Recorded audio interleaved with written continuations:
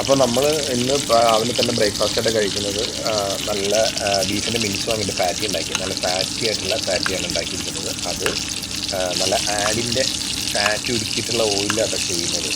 ആടിൻ്റെ fat ഉരുക്കിയിട്ടുള്ളത് video ഞാൻ ചെയ്യുന്നുണ്ട്. അത് ഹെൽത്തി ആയിട്ടുള്ള നല്ല അടിപൊളിയായിട്ടുള്ള ഫാറ്റാണ്. ഇതാണ് ആ ഫാറ്റ് ഉരുക്കി വെച്ചിട്ടുള്ളത്. അപ്പോൾ ഇത് ഉപയോഗിക്കുമ്പോൾ മാക്സിമം കാർബൺ ഷുഗറും മാക്സിമം ഒഴിവാക്കാൻ നോക്കുക.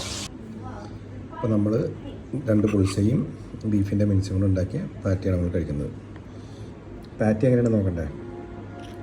പാറ്റി നമുക്ക് നോക്കാം.